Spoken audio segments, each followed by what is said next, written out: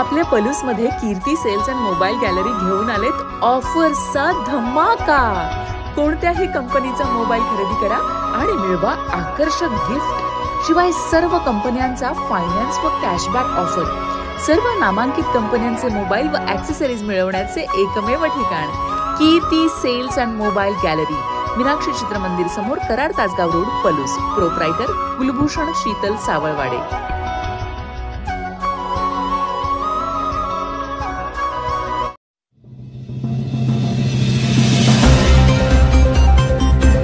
बुर्ली येथे उसाला लागलेले भीषण आगीत लाखोंचे नुकसान।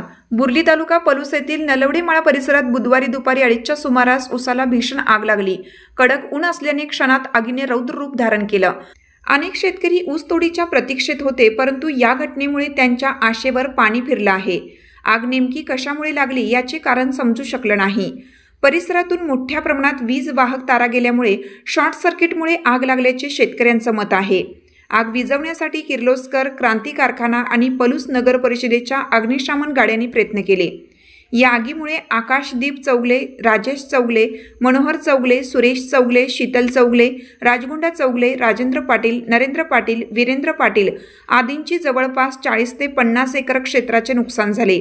शेतकऱ्यांचा हातातोंडाशी आलेला घास हिरावला गेला असून प्रशासनाने तात्काळ पंचनामा करून नुकसानग्रस्त शेतकऱ्यांना योग्य भरपाई द्यावी अशी मागणी शेतकरी करीत आहेत।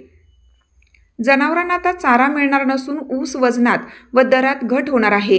एकरी 30 ते 40 हजार नुकसान झाले असल्याचे शेतकरी रोहित चौगले यांनी सांगितले। तर जेथे आग लागली तेथील विद्युत पुरवठा गेली कित्येक दिवस बंद आहे। आबासो वावरे, सहाय्यक अभियंता महावितरण बुर्ली यांनी सांगितलं।